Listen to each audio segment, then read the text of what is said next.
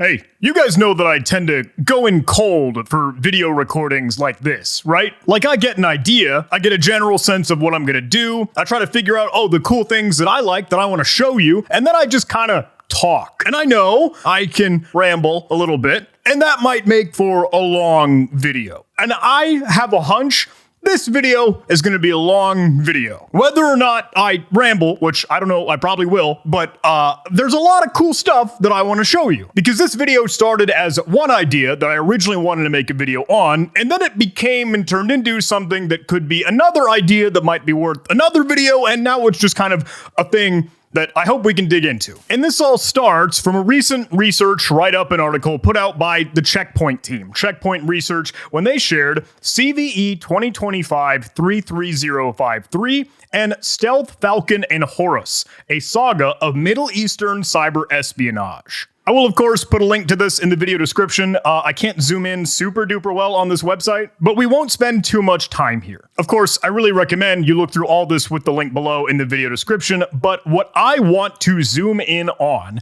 was this vulnerability that they got to showcase. CVE 2025-33053 and .url files. In this malware infection chain of this Middle Eastern cyber espionage stuff that you could read about, again, link below, there was a file named tlm.005 telescopic _mass _hazar _build durum _raparu.pdf.url. Apparently that's translated from Turkish, telescopic massed damage report. And that was submitted by VirusTotal by a source associated with the major Turkish defense company. Based on the name pattern and the previous history of Stealth Falcon or this actor and their attacks, the .url file was likely sent as an archived attachment in a phishing email. So some social engineering at play, right? But the contents of the file is interesting. This is a .url file, which is essentially like a shortcut. Hey, some icon you click just to open up a web page. And we've covered that in a previous video when we've seen,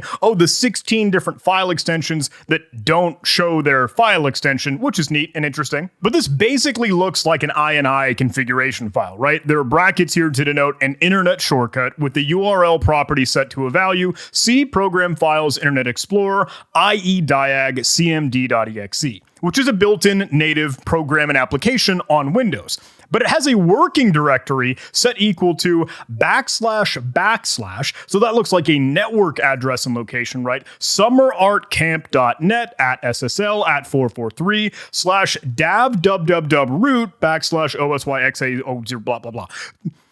Ooh, neat! That is very clearly a webdav URL, right? Or a link or reference to some external resource. And there's some other boilerplate, show command, icon index value set with an icon file to look like Microsoft Edge, modified numbers there, whatever. But the URL parameter in this internet shortcut points to IE diag cmd.exe, legitimate diagnostics utility for Internet Explorer. Here's the thing, that program, IE diag cmd.exe, naturally runs other programs. I can fire it up real quick. Let's show you. Say I'm in my Windows 11 virtual machine and I'll always be operating out of a virtual environment. I recommend you do the same. If I were to open up the command prompt and if I were to run IE diag cmd.exe, this is not in our path by default. So we'll need to give it the absolute path, which you saw was Program Files, Internet Explorer, and IE diag cmd.exe. Fingers crossed I can run this, but you might be able to see it just barely, potentially, possibly run other utilities like ipconfig, net, route, other native natural Windows utilities that normally should be ran out of the C Windows System 32 executable folder. But apparently, if you were to look closely at that code for IE diag cmd.exe, apparently it's a .NET assembly, so you can just crack that thing open and like ilspy, .peek, dnspy. We should do that. I think I have .peek. I have an old .peek, 2023.3.3. It'll still work. I mean, we should be updated to 2025, but let's crack it open. Even this, if we were to go open, navigate to that binary, IE diag cmd.exe, we can open this up. If we explore, drill down into it, we could see some of the source code, but honestly, I want to be able to just see, okay, how does it start other processes? We have a clue from the article here. You could see, again, it's calling ipconfig and route. Can I just like search for maybe a string for ipconfig? Yeah. Here we go. Yeah. In that, they use general utils, launch process, ipconfig/all. They do the very same with route. And even just above, I think if we look a little bit closer or others, we could find all the usages of this launch process function. Right click, find usages. Looks like there are a couple in the network diagnostics firewall configuration. Yeah, it looks like they would be using netsh just above. I don't know if you can see that with my face being in the way. netsh.exe. That one does have the full path, but the others did not. Looking for a couple others, network properties. Those are the ones that we just saw previously. We could also go to the declaration to see, okay, that is of course using launch process from here. Go to that declaration, and that ends up using a process create routine. Well, we could do that all with the static analysis. We could just as easily do that with dynamic analysis using some of sysinternals like process monitor. Let me get to that. I have sysinternals installed at the root of my drive, so I do want procmon, and I'll use procmon64, and I'll run that as administrator, so we have all the privileges. And let's look for exactly this, ie diag cmd.exe. If I were to remove these old ones, I want to be able to show you if the process name is ie diag cmd.exe. Let's add that, but then let's do if the operation is like process start. Add and include that. I think that's right. I hope that's right. Let's click OK. It should be listening. And if I were to run ie diag cmd one more time, now we should be able to see, okay, ie diag cmd process start. It's going to run and execute. Oh, but we need all the things following that. So that's not quite right. Maybe we make that start process. Let's just remove the process start include at first so we can just see everything that ie diag cmd.exe will do. Let's run it one more time. Now we can see, okay, yeah, it's doing a ton of stuff, but obviously once we get to it trying to execute a executable like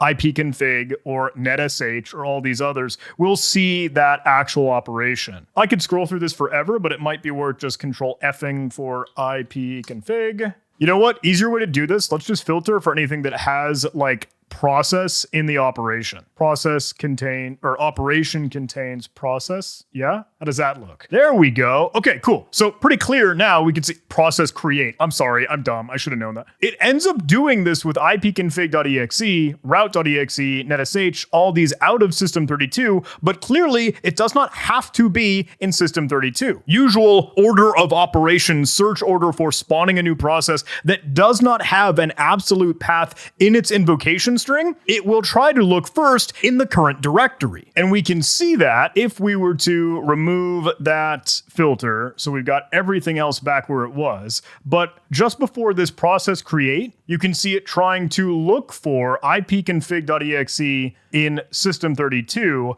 but prior to that, it was trying to look in my current directory, C users John H, where I started to type in this command to run ie diag cmd.exe from my terminal. Of course, that returns a name not found because it's not there, but if there were ipconfig.exe in that folder, or even in the same folder as ie diag cmd.exe, it would execute that first. Instead, kind of cool, we also saw it run makecab. Makecab.exe looks like another opportunity for, executing something out of the current directory. Unsure if they end up using what would be the full path or not, but we can experiment with that, and that's usually how we get execution proxying. Normally you think of this as, DLL sideloading or DLL hijacking when you have stuff in another working directory, but it could work the very well same with an executable file. So all that background out of the way, I'm sorry, I didn't mean for us to fall down that rabbit hole here. The gimmick is that in this scenario, for this malware campaign and the attack infection, the working folder that was specified by this .url file, this little shortcut here, is actually putting the working directory as a remote location, an attacker-controlled webdav server. So ie diag cmd.exe locally on your own computer as it's ran and invoked, or you click this shortcut, will then proxy execution to whatever ipconfig.exe or route.exe or netsh.exe or whatever that an attacker controls. Checkpoint Research mentions this. IEDIAG CMD tool will run route.exe placed in the attacker's web dev server location instead of the legitimate one in the system32 folder. Some other artifacts in the malware later do this exact same thing, or custom shellhost.exe, or they've seen this used previously to spawn explorer.exe from its working folder. And of course, they mentioned loading DLLs as known previously, but it has not often been seen with executables like this. So Checkpoint Research reported this to Microsoft, and Microsoft said, okay, yeah, that's a vulnerability. It's CVE 2025-33053 that was put out, fixed, and patched in June's Patch Tuesday. You can see this here. I'll include a link in the video description. Internet shortcut files, remote code execution vulnerability, CVE 2025-33053, security vulnerability, impact remote code execution, max severity important with the vector string, metric, CVSS score, blah, blah, blah. Now, you might be scratching your head because I don't know the interpretation, how you parse or perceive this, but the .url file, the key to this really being delivered as an attack chain is phishing. Like, that's social engineering, right? So it is not immediately remote code execution, but it sort of kind of is, because with just that trick of IEDIAG CMD.exe calling back and using an attacker's controlled thing, like that is still running attacker's code remotely. So anyway, put that all in the back of your mind. I want to dig into this. I want to demo this, and then I want to explore how this could potentially, be explored more. But before we do, please let me take one quick moment. I've been rambling already for a long time. Do want to give a shout out to the sponsor of today's video: security reviews, compliance audits, vendor questionnaires, risk assessments. Look, if you lead governance, risk, and compliance, or GRC, you know the reality. It's not just a job, it's pressure without pause. Drata exists to change that. Drata is the AI native trust management platform built for modern GRC teams. So you don't just keep up, you lead. No more chasing evidence, drowning in spreadsheets, or repeating yourself in every security questionnaire. With Drata, you automate the heavy lift. Security questionnaires? Covered. Continuous evidence collection? Done. Internal and vendor risk management? Built in. And with AI questionnaire assistance, Drata goes beyond automation. It learns from your controls, evidence, and past responses, so you complete security reviews faster, with more confidence. No more scavenger hunts for audit evidence. No more rinse and repeat for every vendor. Just a single, real-time source of truth. And yes, this is SafeBase, a real-time trust center that builds trust and accelerates sales. It's not separate. It's by Drata. One platform, one team. Risk, compliance, and trust, all working as one. Whether you're scaling fast or operating globally, Drata adapts to your workflows, so you reduce risk, prove posture, and accelerate revenue. GRC doesn't have to be a reactive scramble. With Drata, it's strategic, proactive, and empowered. Learn more about the unified platform transforming GRC. Visit jh.live/Drata. Thanks to Drata for supporting this video. Okay. We're back. Remember, we've been looking at CVE 2025-33053, this research from Checkpoint Research and an attack chain that they saw in the wild, leveraging .url or internet shortcut files that allow an unauthorized attacker to execute code over a network. Scrolling down, getting into the FAQ, according to the CVSS metric, user interaction is required, UI:R. What interaction would the user have to do? The user would have to click on a specially crafted URL to be compromised by the attacker. Granted, I think that means a .url file, or I guess maybe you could stage that some other way. Acknowledgements here, of course, big shout out Alexandra Goffman and David Dreiker from Checkpoint Research. Of course, they are the folks all the kudos credit goes to. Now, let's try and explore and recreate this CVE 2025-33053 on our own locally inside of an old unpatched Windows rendition, right? I'm running Windows 11 in my virtual machine. This isn't updated because this was patched this this was fixed in June 2025. But let's open up a text editor. I'll use Sublime Text, and I want to go grab what they had seen and observed for the internet shortcut or .url file that again would have been delivered via phishing, social engineering, some way, somehow. So if this were defined as an internet URL shortcut, URL of course is actually going to refer to a local file, our ie-diag.cmd.exe, naturally in the Windows path, C, Program Files, Internet Explorer, ie-diag.cmd. But working directory is where, again, the bad actor, threat actor, or adversary had their attacker-controlled web dev server. So we need to host our own, and we'll put that here in this section. Show command, icon index, those are all like, decorations, doesn't really matter, icon file, not super necessary, but let's go ahead and just put this on our desktop as a, give me all files extension there, pretty please, shortcut.url, right? Because this is a .url file. Now, obviously, that's not doing anything currently. We need to point it to a web dev server, which means we need to have a web dev server. Now, just so I can look and feel like a real hacker, hee hee ha ha, let me get into my Kali Linux virtual machine. I'll hit Control-Alt-T on my keyboard to open up a terminal, F11 to zoom in, and I think I did get this going when I was exploring and experimenting with this previously. So I have the original ie-diag.cmd.exe, and inside of this webdav directory, I do have calc.exe, which is just the Windows calculator application.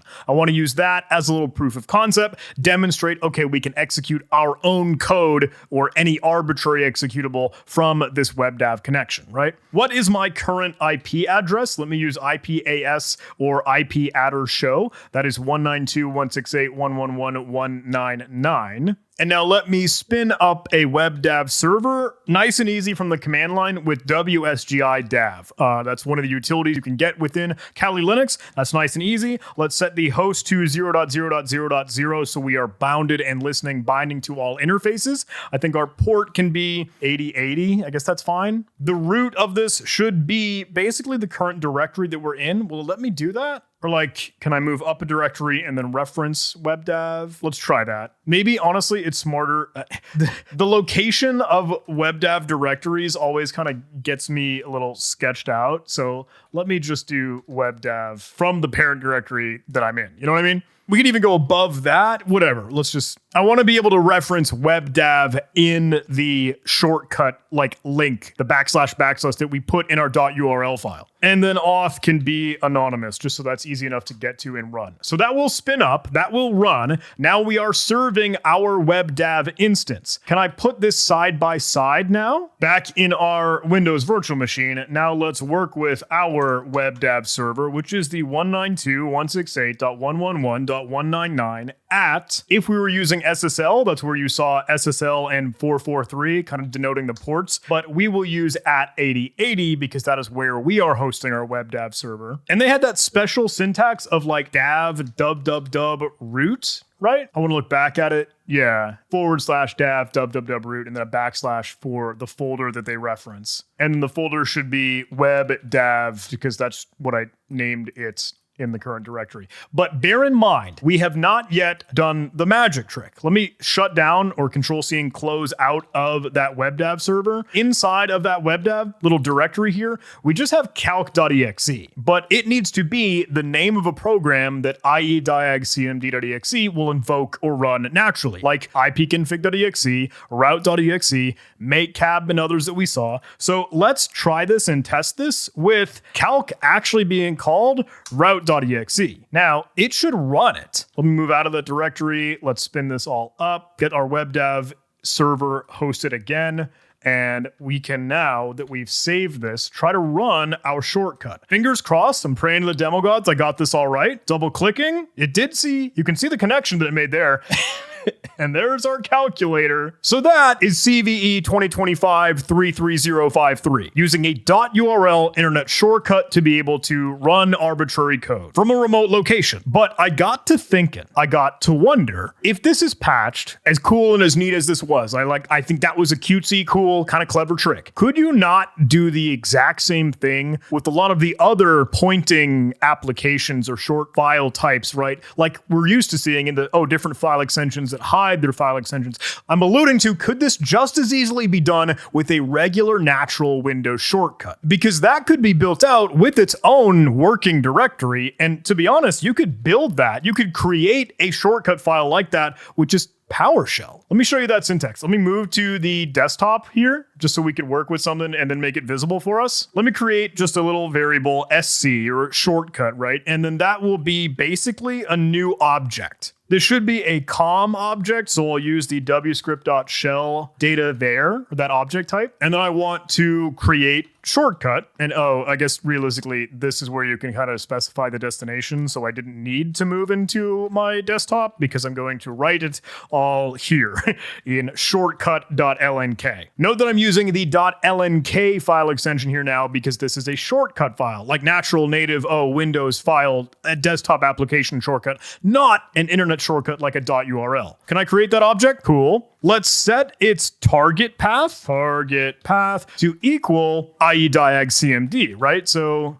C program files, Internet Explorer, IE-diag CMD.exe. Now, let's be sure to set the working directory, which you can just do. / 192.168.111.199, our remote web dev server at 8080. Hence the name, it was / /dav root / webdav was where we were hosting and serving our route.exe as a duplicate of calc.exe.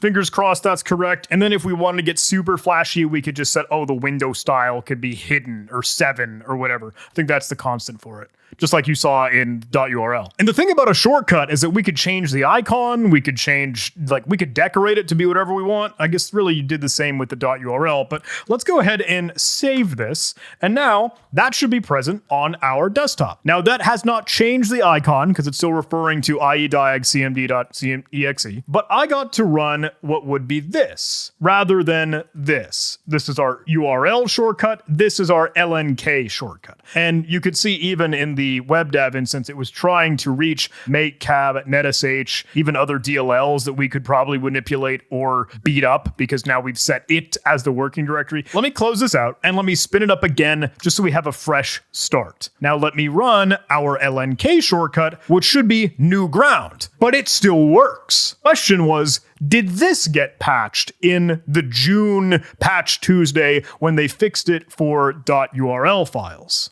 Well, let's try to work with these inside of the Windows Insider Canary channel, or using a virtual machine with the absolute latest Windows Insider, their Canary releases. And I have a couple different snapshots here because I had this in June when I was playing with this, 620, up to date then, and I had one just now up to date in August as I'm recording this. So let me get back to June so you get to the timeline after it has been patched for .urls, CVE 2025-33053, but we're still wondering, could this work for .lnk files or regular Windows shortcuts? Was that patched? Let me log in. Okay, Windows Pro Insider Preview. Does WinVer get me anything cool? Version dev OS build 27881.1000. Let's get a .url file for OG CVE 2025-33053 up and running. All right, making that a little bit bigger and available for us to work with. Port 8080, WebDAV. Let's go save this on our desktop as the CVE 2025-33053.url. Save. Now, if I put these side by side and try to run this, we have our new shortcut in the Windows Insider Canary. And let me show you, if I look at Windows Update, the last update was June 20th. So after Patch Tuesday. So it would have fixed this. Restarting our WebDAV instance so we could see a fresh server here. Trying to double click on this, IE-diag CMD.exe does his own thing. He's chilling. He's good. He's not worried about anything else remotely hosted by an attacker on an external WebDAV instance. And kind of clicking around with this, it just doesn't make the call to it anymore. I think it's forcing, the proper either working directory or putting it properly in its own execution to always use an absolute path. I haven't admittedly looked at that binary to see if they made changes there or what would have been modified, because I was more curious, will our .lnk regular Windows shortcut one still work after patch Tuesday of June? And just for my own sanity, like, this is the correct WebDAV location. We could try and access that. Yeah, even just via Explorer, and you can see it trying to make the connections there. The WebDAV is working just fine. Just that chain in CVE is no longer present. So let's try this with the .lnk rendition. Let me open that up with Windows Terminal. I'm just going to copy and paste, basically create the exact same shortcut as we had previously. Oh, this is using OneDrive, so it just has a different desktop location. It would need to be OneDrive desktop. Pasting that in, now that's better. Back in our home directory, now we have our shortcut or .lnk rendition of it. Here's the thing, spin up the WebDAV server, run this, that one still works. That was not patched. And I was thinking, crap, I can't record this video anymore because is this a 0 day? Is this a new vulnerability? Is this something that should have been patched and wasn't? I know that this requires social engineering, but so did the other one. And it was deemed remote code execution, important severity, and it got a CVE. Weird scenario. I was thinking, is this just, riding along the same sort of scenario that the internet shortcut one would as a bug, but is this one still an attack vector? Like, look at this. A Windows native natural binary that you get to point to, decorate with a shortcut that you could rename, no file extension, any icon, but it will still execute something on an entirely different server. Since the original CVE 2025-33053.url rendition got a CVE and had important remote code execution severity, I thought I gotta submit this for like MSRC vulnerability. And this is very weird because I wonder, is Microsoft cool with this? Is this going to work? Are they going to say yes if I try to report a security vulnerability? And do they agree, noting that the other one they called a vulnerability, but this one, is it going to be considered a vulnerability? Putting these side by side, I think they're basically the same. So I went through this cool process that I've never been through before, I'll be the first to admit, but trying to report a bug to Microsoft. Please sign in to report a vulnerability in the Microsoft product or service. You can track the status of your report as we work with you. If you're not sure, you can check out the definition of a security vulnerability, everything that they really give the formal definition to. And they give you all these resources to go through coordinated vulnerability disclosure, so everyone is in good faith. And that's why I don't want to make a video on this until after I had reported it to them, depending on what they say. And then we just needed to sign in and submit the papers. So I hope this is some cool education in case folks ever maybe go through this process on their own, or if they just haven't seen kind of what this all looks like. When you're reporting a bug to Microsoft, here's the form that they give you. You fill out the security impact. Hey, what do you think is the issue here? AI-derived harm, denial of service, elevation of privilege, information disclosure, RCE, etc., etc. You can specify the products that this affects, and it could be all the things between Edge, Windows on-premise, a lot of the cloud capability, MFA, .NET, blah, blah, blah, blah, blah. Those are all the options for you to go explore. You can type in the version, the component name, component version, component location, and then add any more of these. And they talk about cross-tenant capabilities if it's referring to a lot of that cloud, Azure Active Directory or Entra ID aspects. In this case, no, it's all local. It's on the endpoint. It's just weird stuff on Windows. And if you wanted to enter the additional fields like CVSS score or the CWE references that you suggest, then you can paste those and work with those in there. Ask, is the issue public?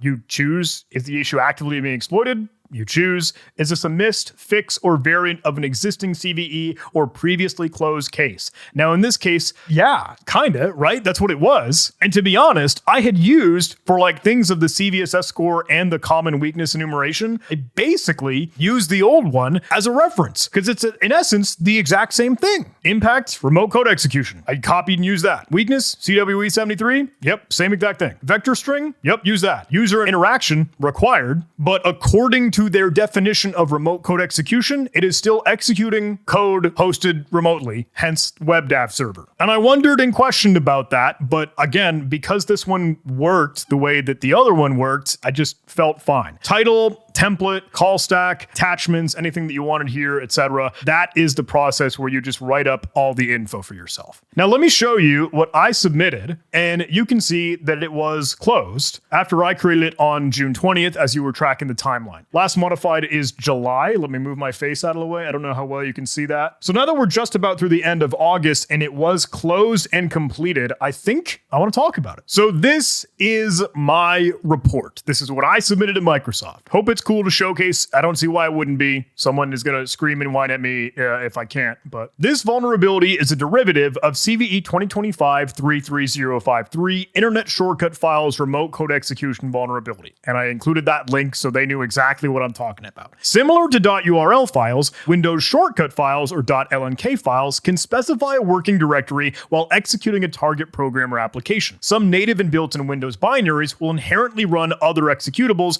or load other libraries based out of the current working directory. Everything we've established in this video. Namely, the ie-diag-cmd.exe program installed to this location by default, given the full absolute path, will spawn route.exe, ipconfig.exe, netsh.exe, and makecap.exe by enumerating the system path. But per the normal program search order, it'll look within the current working directory first. A Windows shortcut file can be configured just like the .url file was to specify a working directory as remote location like a webdav share. With a webdav location set as the working directory, ie-diag-cmd will invoke ipconfig or any other chosen binary that's present on that remote location. This in turn executes arbitrary code from an external and untrusted location. And again, that is just equivalent to DLL hijacking, DLL sideloading, or other binaries and programs that do a similar thing. This technique can be leveraged for multiple native Windows binaries that start a new process with a file name based out of the current directory,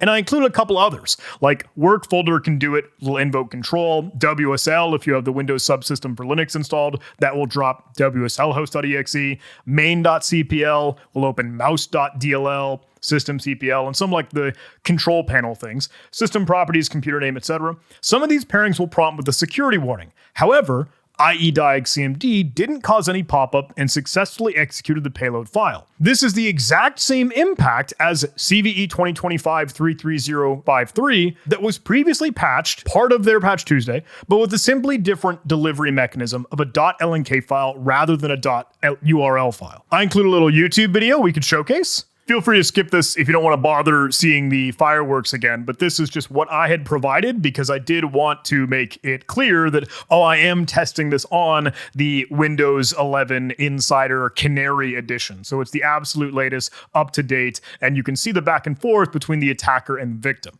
I basically had created a copy-paste PowerShell script to be able to, okay, generate the assembly or a program.exe that is our proof of concept, put that on an external server, just some silly, stupid DigitalOcean droplet that I got, serve and host it with WebDAV, and then on the victim side, you just have the shortcut file after that has been created and given some way somehow to the victim. Again, I know that is the social engineering aspect. I'm not denying that. That's clearly part of this, but it was the very same for the original vulnerability. And clicking on this, of course, will execute their arbitrary attacker code that will show you even, yes, the remote location that it's in, executable path, and the current working directory denoting the webdav share. So take it for what you will, right? Obviously, I gave those commands to copy and paste exactly that. These are the steps to reproduce. You could just copy and paste this to generate the proof of concept displaying executable path and current working directory within PowerShell,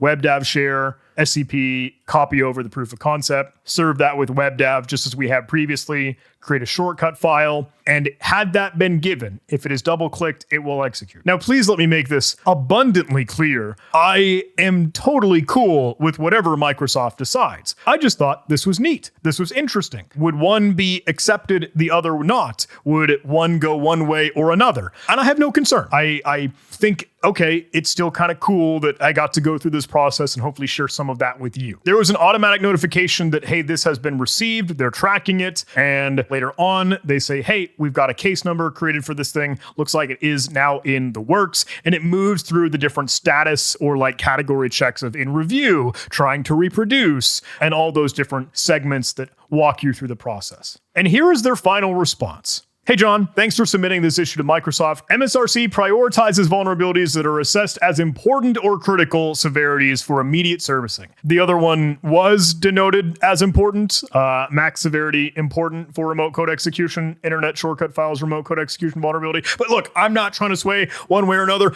I don't make the decision. You get to, they get to. I'm curious, what do you think? After careful investigation, this case does not meet MSRC's current bar for immediate servicing. Your report as presented requires social engineering to get the victim to run a malicious LNK file. You already have code execution at this point, therefore there is no security boundary being crossed here. That's true, like that's a fact. I know in the video that I showcased, yeah, we just kind of copied over, the LNK file, the shortcut to be able to trigger it because yes, the social engineering is a necessary component there and I'm not denying that. But at the same time, I know the other one did get this across through the door, so I'm really interested in your opinion. Is this a threat? Is this another opportunity? The closing of this is, hey, we appreciate your partnership to help secure our customers. Let me know if you have any questions. And they change it from review and reproduce to complete, case closed, all donezo. So I did not get a CVE from Microsoft, and I'm curious if you think there should have been one or shouldn't have been one. Either way, I guess it's totally cool. You now have that LNK opportunity as one maybe delivery method that's fine. I do want to just update to the absolute latest up-to-date rendition of our Windows Insider Canary channel and just try this one last time to see if it's still cooking. Maybe this is just me being a little bit curious. Did it go through in a July Patch Tuesday or an August Patch Tuesday? So I just want to see. Let's close down the WebDAV instance and let's get, let me run Windows Update. Validate, verify, make sure. So I'm booting up to the latest snapshot, the up-to-date as of August. And now I can see, how's it look? This is kind of, I don't know, just the curiosity if it happened to get smuggled in to what would have been a Patch Tuesday in July or in August. And again, I'm curious. I hope that's okay. Oh, Windows Defender didn't find any threats. Good, appreciate that. Oh, there is a security update. All right, let me get that installed. Oh, it is up to date. Let me check for updates one more time. Okay, that is up to date. I think it had some of the old things on OneDrive. I don't know if those would have worked or not, but now let's get into our terminal and then just paste in everything necessary to be able to build this. I also want, after I've created, yes, the shortcut here, I want to be able to build out the executable that I could run. OneDrive, desktop, and let me spit in everything to be able to make our proof of concept.exe. There it is. Okay, cool. Let me just go put that over in Kali, put that in the WebDAV folder, and that will be our new route.exe. And then I swear to goodness gracious, I'm just about done. I will stop recording and this video will end eventually. I knew I was going to be rambling, but let me try it. Just let me see. Will it work? It still does. So yeah. Wait, it's running IE diag. Is it getting our route.exe? Let me put this one away as that's hidden. It should still trigger. Yep, there it is. Proof of concept, executable path, right where we put it. Up to date, still fine. Okay. It just took a little bit because IE diag was still doing its thing way over in the hidden window that we created. What do you think? CVE 2025-33053, internet shortcut.url files being used for remote code execution. Yes, of course, obviously social engineering, but still the capability to make what looks like a regular native natural signed legitimate Windows binary execute arbitrary other code hosted externally by an attacker. And if that's patched, cleaned up, previously fixed in June Patch Tuesday, then we could do this just as well with an LNK file, like a regular Windows desktop icon shortcut. That one's not a vulnerability, apparently, or at least not of the important severity that the other one was, when in my opinion, they look the same, but it's not my decision to make. I'm curious, what do you think? Please let me know your thoughts. If you made it to the very end of this video, I'd love for you to leave a comment that says the words S, plural, hack the planet.